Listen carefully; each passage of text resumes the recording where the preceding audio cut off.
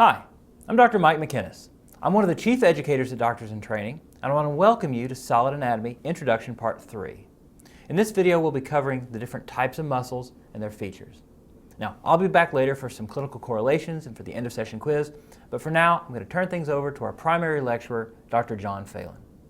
The muscular system includes muscles that perform voluntary actions, like the movement of joints, or the movement of the skin, as in the case of facial expression, and involuntary actions such as the contraction of the heart and peristalsis of the digestive tract.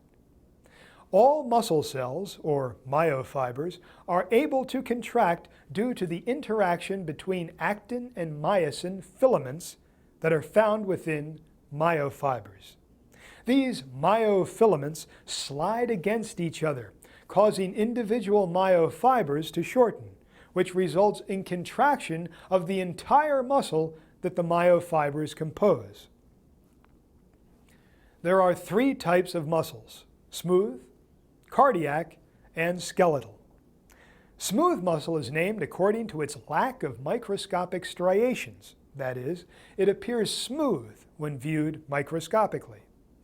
This is in contrast to cardiac and skeletal muscle, which appears striped or striated microscopically because of the orderly arrangement and alignment of their myofilaments. The myofilaments in smooth muscle cells are not aligned in a manner that results in a striated appearance.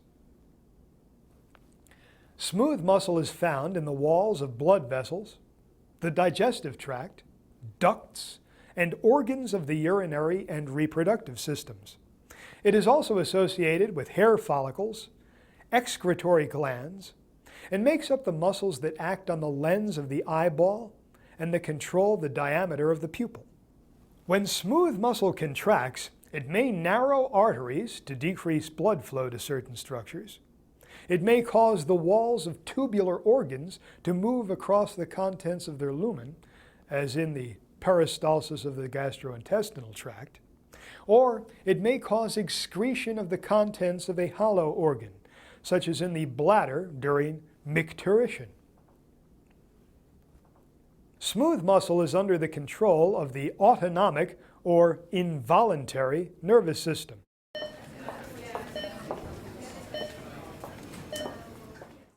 Let's take a minute to discuss peristalsis. So we mentioned peristalsis, but what exactly is it? Peristalsis is a series of wave-like contraction and relaxation movements that propel contents through a tubular organ.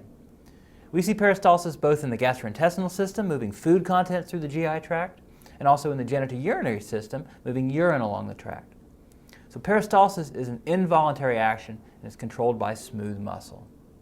Generally, we don't notice peristaltic movements unless there's a disruption. Take, for instance, the GI tract.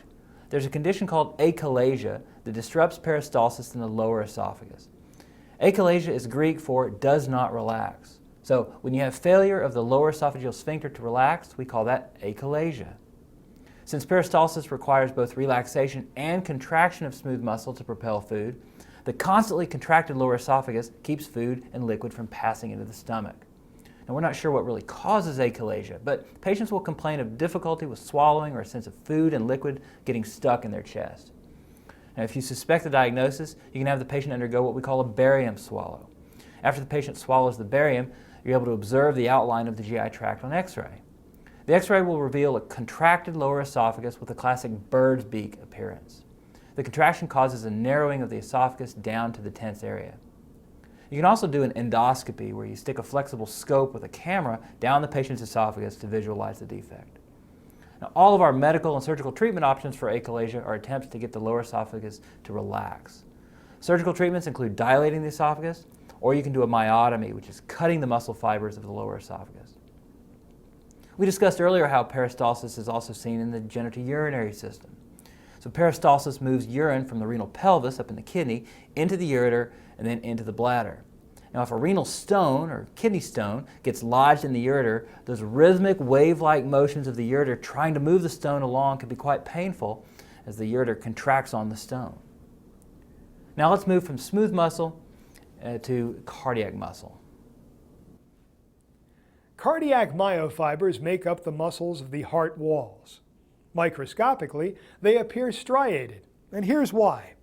The areas where the myofilaments overlap each other are thick, while the areas where no overlap occurs are relatively thin. In smooth muscle, groups of myofilaments are not aligned with each other, so the thick and thin areas don't form any discernible pattern. In cardiac and skeletal muscle, however, collections of myofilaments are aligned so that their thick areas are all adjacent to each other, and their thin areas are all adjacent to each other, forming regular repeating contractile units called sarcomeres. All of the sarcomeres in a myofiber are also perfectly lined up with each other. So microscopically, the areas of overlap and non-overlap form visible dark and light bands within the myofibers. Unlike smooth and skeletal myofibers, cardiac myofibers branch. Also unique to cardiac muscle are intercalated discs, which are interdigitating regions of the membranes of adjacent cardiac myofibers that bind the cells tightly to each other. Like smooth muscle, cardiac muscle contracts involuntarily, but it does so under the direction of its own intrinsic nervous system, which will be discussed in the Solid Anatomy lecture on the heart. Skeletal muscle is striated and voluntary. Unlike smooth and cardiac muscle fibers, which usually have one centrally placed nucleus, skeletal myofibers have multiple peripherally placed nuclei, or satellite cells, that are involved in the repair of damaged skeletal muscle. Connective tissue found within skeletal muscles is given different names according to what it surrounds.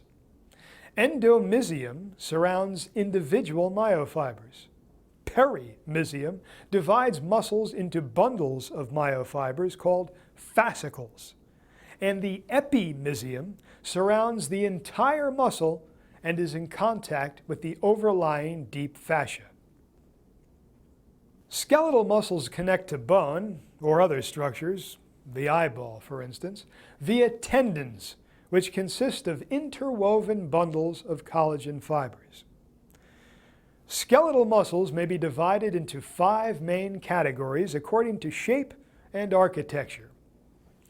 Flat muscles, like the external abdominal oblique, a muscle on the lateral side of the abdominal wall, have parallel fibers and a very wide tendon called an aponeurosis. In pennate muscles, fibers attach along the length of a tendon at an angle.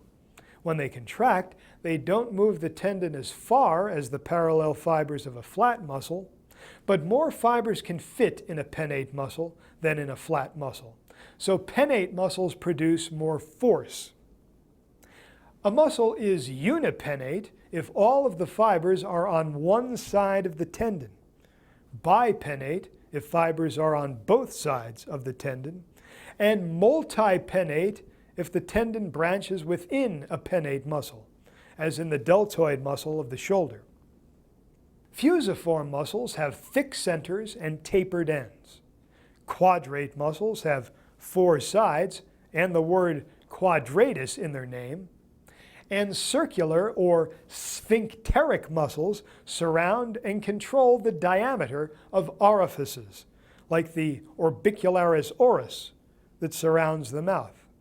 Skeletal muscle fibers are innervated by a single motor neuron, or nerve cell, but most motor neurons innervate more than one skeletal myofiber. A filament from a motor neuron ends by forming a neuromuscular junction with a skeletal myofiber.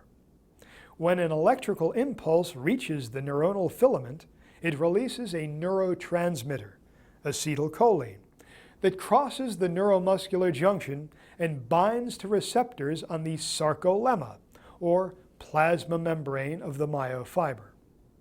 The muscle fiber depolarizes, which induces the myofilaments within the cell to move across each other, resulting in contraction of the fiber.